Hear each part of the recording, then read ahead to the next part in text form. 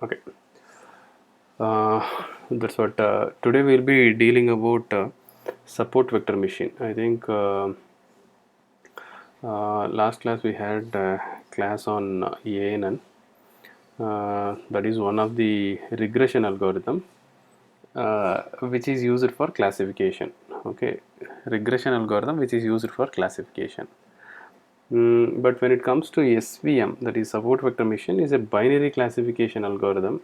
Okay, that what is binary? Binary means yes or no. That alone it can tell. Okay, Deepak, I think you are able to hear, right? Okay. So binary means either yes or no. That only it can tell.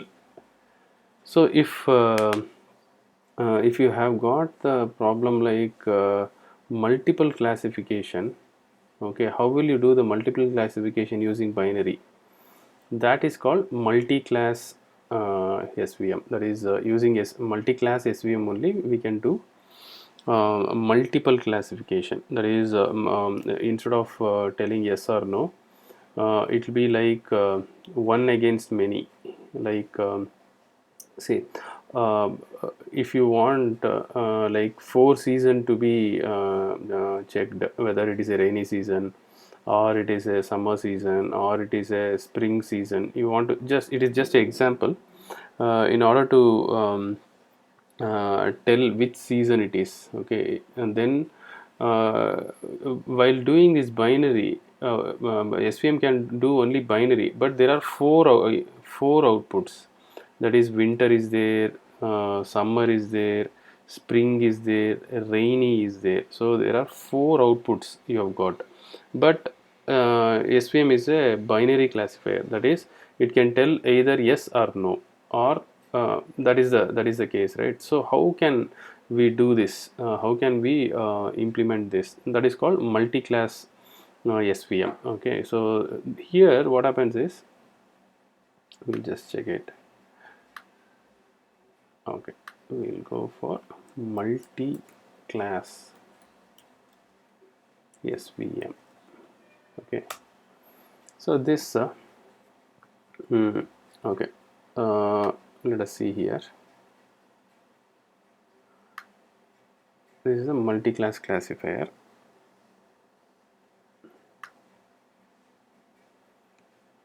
Where you can see here, see, this is one class, this is one class, and this is the another class, right? Screen is not visible. Oh, okay, okay.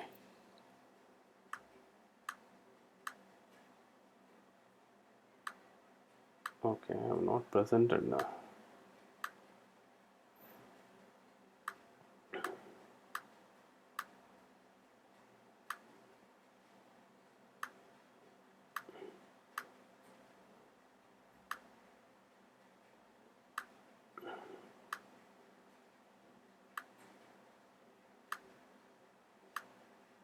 Now it is visible, right?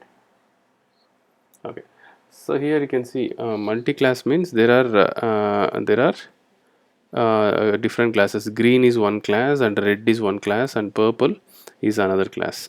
Okay, so if this is a case, this can't be done using SVM because it can only split into yes or no. Okay, I hope you are getting it right. So now that multi-class classifier, this can be this whatever it is shown here, this green, purple, and red. This can be done using ANN. This is due to regression. ANN can do this particular, this green, red, and purple, but SVM has a problem because it is only binary. It can tell yes or no only. So during that time, what we can do? Okay, so that is what here they are telling now. See, here you can see this is the multi-class classifier. This is the usual one, ANN. If you are using like this, you will get it. But when you are using SVM, one versus rest, that is one versus rest of them. Okay, so just think of this red line alone. Just forget about this green and blue line. Okay, you just forget about this green and blue line, only see the red line. red line, what is it doing? It is actually separating red alone against green and blue. That is, it will tell whether it is summer or not. Okay, summer is red or not. All the things are not only. If it is winter, if it is a rainy season or anything like that, it is not only, no. I'll So this line, single line, is for telling whether it is summer or not. Okay, so red alone, when you see, it is separating red alone. That is what is called one versus rest. One means here summer, rest means all the other seasons. Okay, so same way, if you see the green line, it is separating the green portion alone against all the other portions, that is all the other seasons. Here it may be a rainy season against all the other seasons. Okay, so like this only binary classification happens. When you are seeing a multi-class classifier, it will be ANN, KNN, all those logistic regression. This kind of thing will work for other methods. But when you're coming for SVM method, then you have to go with this only, and multi-perceptron model that will be coming later. Uh, so here this is how it works. Blue, again it cuts only the blue, and red and things are left out. Okay, so this is how the binary classifier works against the multi-class classifier. So here SVM acts as a multi-class classifier by using the concept of one versus rest. Okay, so this is how our implementation will be doing using SVM. Okay, so now let us see what SVM is first. Support vector machine. Okay,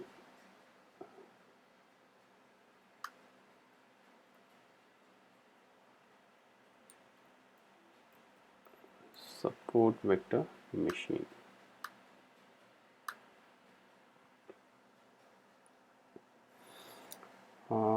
Okay, we'll go for a theoretical concept if it is there. Okay, we'll see here. It is toward data science. There is a link. We'll see here.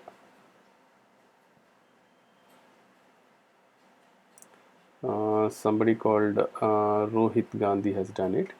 Okay, let us see. See here, you can see you are trying to draw a line. See here, there are multiple lines, right? It is called hyperplane. Deepak, I think you are hearing, right? These multiple lines are there. This line is called hyperplane. Okay, so these are this is a binary. As SVM is a binary classifier, you will have only two sets. When it comes to multi-class, then one set against all, like that we will be making it. So we need to have a optimal hyperplane. Okay, optimal hyperplane which actually splits this and this separately exactly. So when you take this, it is nearer to this, right? To red it is nearer, and when you take this also, it is nearer to multiple points in red. If you take this, it is nearer to blue. This also, this line also. Okay, so in order to have a hyperplane which is optimal, we have to have a maximum margin between this side and this side also. Both the sides you have to create a maximum margin, and this is the optimal hyperplane that you have to find. That SVM by iteration, it will find this particular hyperplane and give us the output. Okay, so this hyperplane you have to find out. That's the aim of SVM if it is a binary classifier. Okay, so in order to do that, yeah, there are multiple things that we'll come to know. This is a feature space, and those things, that is a kernel. This is about the kernel that I'll later on come. See here, it is linear in nature. You are having a line, right? It is linear in nature, right? Are you getting it? Linear means everything is this side, everything is that side. So it is linear. When you are coming about non-linear, what will happen? You may have something near inside this also. Inside this also red will be there. Inside this also blue will be there. That is called non-linear. Okay. So when non-linear comes, we have to go for kernel trick. So that I'll tell you later on. But just now, here, see, you can see here, if you are having a 2D space, okay, I have already told you about the bread, right? Bread, the first class about the bread is a 2D, the slice is a 2D space, and I cut using a knife like this, like how you cut the sandwich. But when it comes to a full bread itself, you have to cut it as a slice. Are you getting it? So this is a 3D space. This cutting hyperplane will be in 2D in nature. When 2D space is there, the cutting space will be in 1D in nature. Are you getting it? So this is how hyperplane is drawn. Okay, so this is linear in nature. So the hyperplane is linear in nature. So you are able to get like this. Yeah. So you have to make sure that large margin must be there. So for that only these equations are written. Mm, okay. So cost function and gradient update methods. Okay. So here you will have a this is a cost function which must be minimized. That is the main thing. So cost is 0 if predicted value and actual value are of same sign. So if you have a same sign, that is if you have a that is winter and winter, if you are comparing, then it will be of same sign, so the value will be 0. Okay. So but when it is not equal, then this is the value 1 minus y into f of x. This you have to find out. Okay. So that how we explain that is minimize the, this is a margin value, minimize lambda w square plus 1 minus actual value. Okay. So when you have this, you the last complete the loss function must be minimized. You have to have a better if you want to have a better classification, this objective function must be minimized. Are you getting it? Is it clear? Yeah. See, see why I have removed this. This I don't need, because if it is equal, it is going to give me 0 only, right? So I have removed this. Only this I have taken 1 minus, here you can see 1 minus yi for xi comma w. This only I am taken. Right, 0 thing I have not taken it, only for one case I have taken it. Okay. So and w, for w how we'll find the w, okay, that is we have to write draw a perpendicular and then we have to draw it. They have not given that here.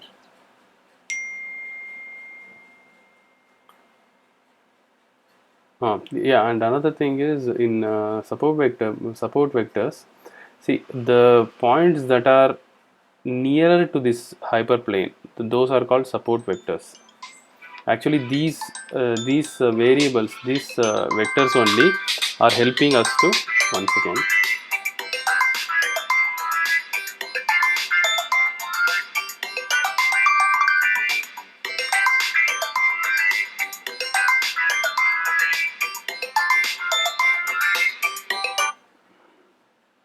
Hello, ಹಾಂ ಚೇತನ್, ಅದೇ ಅದನ್ನು ಇದು ಪ್ಲಗ್ಯಾರಿಸಮ್ check ಮಾಡ್ತಾ ಇದ್ದೀನಿ ಈಗ.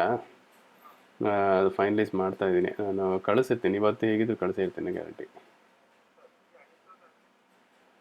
ಮಧ್ಯಾಹ್ನದ ಮೇಲೆ ಕಳಿಸ್ತೀನಿ. ನಾನು ಆ್ಯಕ್ಚುಲಿ ಪ್ಲಗ್ಯಾರಿಸಮ್ ತುಂಬ ಇದೆ ಆ್ಯಕ್ಚುಲಿ ಅದರಲ್ಲಿ. ಅದನ್ನೆಲ್ಲನೂ ಫೈನಲೈಸ್ ಮಾಡ್ತಾ ಇದ್ದೀನಿ. ಆಮೇಲೆ 40 ಪೇಜಸ್ ಇದೆಯಲ್ಲ, ಅದನ್ನು 20 ಪೇಜಸ್ ತನಕ ತರ್ತಾ ಇದ್ದೀನಿ, ಯಾಕಂದರೆ ಅಷ್ಟೊಂದು ದೊಡ್ಡದಾಗಿ ಬೇಕಾಗಿರೋದಿಲ್ಲ. ಸೊ ಅದನ್ನು ಫೈನಲೈಸ್ ಮಾಡ್ತಾ ಇದ್ದೀನಿ, ನಾನು ಮಾಡ್ಬಿಟ್ಟು ನಿಮಗೆ ಕಳಿಸಿದ್ದೀನಿ. 100 ಗ್ಯಾರಂಟಿ, ಅದಾದಮೇಲೆ ಜಾಸ್ತಿನೇ ಇದೆ. ಹೌದು ಹೌದು, ಇದೆ ಇದೆ. ನೀವು ಮಧ್ಯದಲ್ಲಿರೋ ರೆಫರೆನ್ಸಸ್ನೆಲ್ಲ ನೋಡಿಲ್ಲ ಅನಿಸುತ್ತೆ. ಅದು ಆ್ಯಕ್ಚುಲಿ ನಾನು ಮೇಲೊಂದು ಸೆಟ್ ಇದೆ, ಕೆಳಗೊಂದು ಸೆಟ್ ಇದೆ, ಮಧ್ಯದಲ್ಲಿ ಇದ್ರೊಳಗೇನೆ ಇದೆ ರೆಫರೆನ್ಸಸ್. ಅದು ಹಾಕಿದ್ರೆ 100 ಮೇಲೇ ಬರುತ್ತೆ.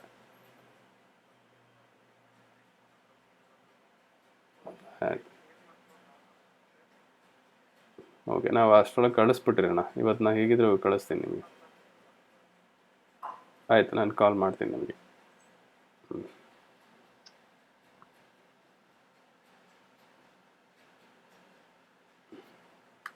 Yeah, sorry, I had a call. Yeah. So here, so these points are there, right? These points are called support vectors. Okay, these points which will help in finding the hyperplane which is having a higher width, that is called support vectors. Okay. So here, in order to get the large margin, we are finding the cost function, that is also called as the loss function. Okay, so here it is a loss function, the loss function that helps maximize the margin in hinge losses. So this is the if you find out the minimization of this minimization of this, then you will maximize this value. Okay, that is the loss function will be maximized. If you minimize the whole thing, you will get a maximization of the loss function. So that means that you will get a bigger margin. Okay, so you have to have a bigger margin here between these support vectors. Okay. Okay, so in order to do so, what we'll do is we'll have two variables called lambda and then delta. This is delta. So both the variables we combine and create it as alpha. So it is a simple. In order to make a classification easier, the number of variables we are reducing to alpha only. Okay, so here what happens is alpha into wi, that is, this is the output, this is the input. Okay, xi is input, yi is the output, minus 2 lambda w. Okay, so this it has a simple this is the w value which is updated every time, and this is a simple formula for gradient update. Okay, so gradient update is nothing but you have to change, right, every time the hyperplane, this one, you have to continuously change this hyperplane in order to get the that is optimal hyperplane, right? So for that, this is the simple formula that we will be using, the w formula. Okay, so this formula we will be using in order to get a best hyperplane value. So this is how we do this. But in this, one thing we have to understand, yeah, kernel trick we have not talked here. I'll go to another thing. Kernel trick we have to talk about, because it is linear in nature, right? So it is easier to tell that, but when it comes to non-linear, we have to talk about kernel trick here. Okay, yeah, this is the kernel trick.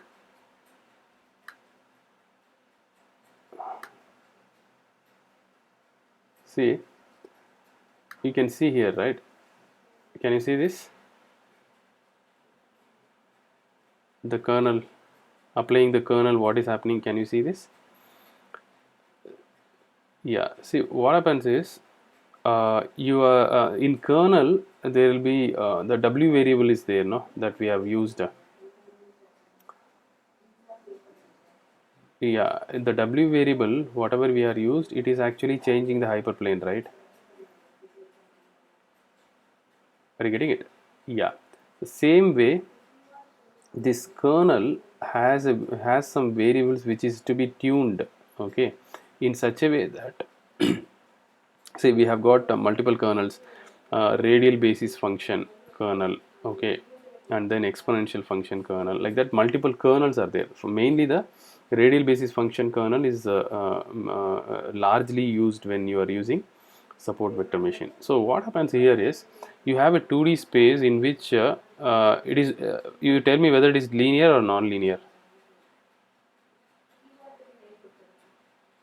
how you can take this out, red? Can you draw a line and take it out? Are you getting it? What I'm trying to tell? Are you able to split this separately by just drawing a line? Is it possible? So it is non-linear, right? This is a non-linear classification. So if non-linear classification is coming in support vector machine, we have to use kernels. So what happens is, once you apply the kernel on a set of variables, it will just push it to the third dimension. Can you see this? It is pushing the variables to the third dimension. Now what is happening? The whole set of red is gone up, right? Right. So how you do this? By using the kernel, either applying a radial basis kernel or exponential kernel. There are polynomial kernel, linear kernel, like that. Multiple kernels are there, which actually separates two classifiers, that is two variables, which has to be like, it is a winter and this is summer, like that. It is actually splitting it. So this is what is called kernel. Okay, so let us see what is a kernel trick, why it is important. All those things are there here. We'll see that.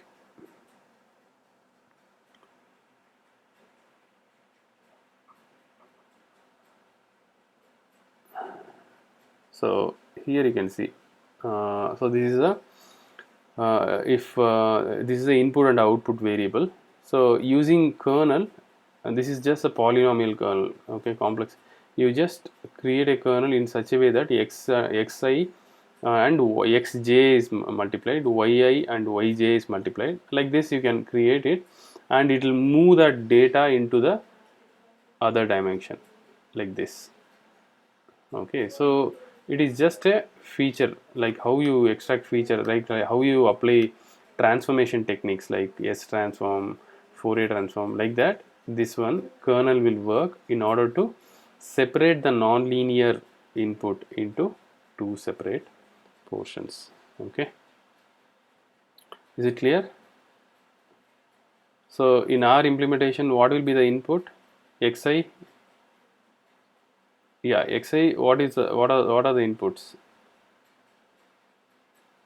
You will be having voltage, right? Voltage S transform, and amplitude and angle, you will be getting it, right? So those inputs, you will be giving it as xi. And what is yi? You have to tell whether it is a sag or swell because of wind, solar, wind and load condition, and load condition alone, like that. Multiple outputs are there, no?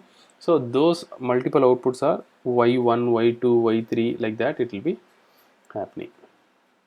Okay, so about support vector machine, kernel you will be applying in order to have the non-linear data to be projected in a another dimension in such a way that you have a separation hyperplane clearly defined when you are using. That is why we are using kernel trick. Okay, so what we can do is, um, next class we'll be having the MATLAB implementation.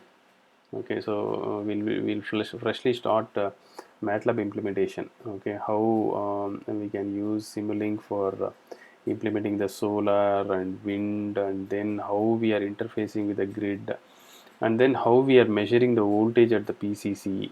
All those things we'll freshly start as a fresh class in the coming classes. And then when it comes to RBF, see, when you are talking about kernel, it is RBF, right? RBF is one of the kernel, right? So that is a radial basis function. Okay, so how it looks, we'll see that.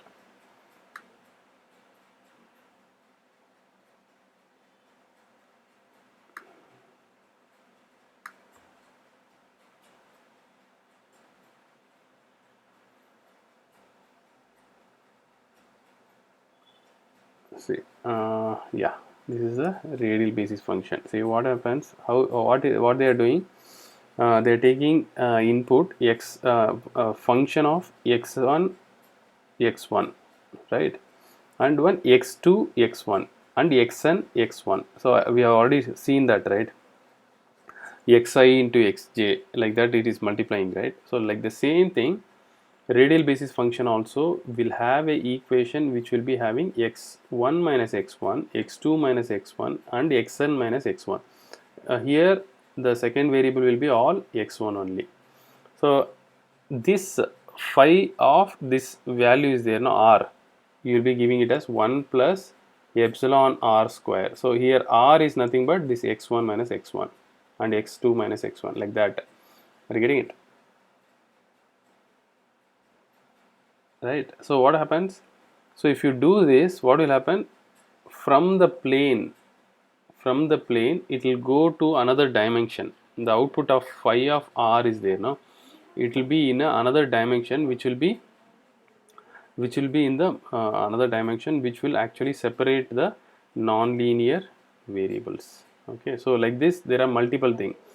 So here you can see the Gaussian is there, polyharmonic spline is there. So all these are RBF function only. So this is radial basis function, which is acting as a what, acting as a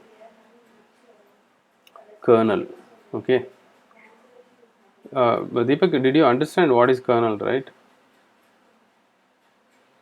Okay, so this is how we will be applying a kernel trick on our implementation also, because we need we can't tell, it may be a non-linear input that will be S transform will give us the amplitude and the angle. So while separating it, we have to be very careful whether it is linear or non-linear. We have to check, and then if it is non-linear, we have to apply the kernel, and then we have to continue with the classification algorithm. We will be finding the hyperplane which will be with equal distance from both the support vectors, like the yeah, rainy season maybe, that is here. Here in our implementation, what will be that sag due to wind versus sag due to swell due to everything else, we will be making it in the separate thing, right?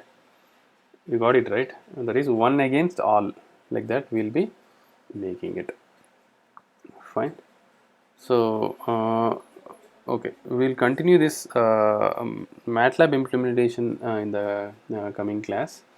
Now we can wind it up. So this is all about SVM. So this is enough for you to explain what is SVM, right? You got the idea, right? Completely. Yeah, so this is how we implement SVM.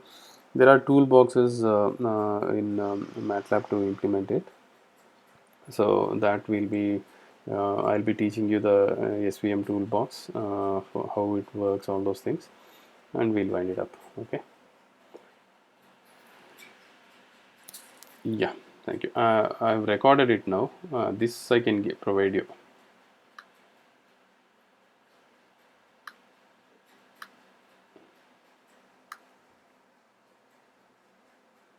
Okay. I'll stop this.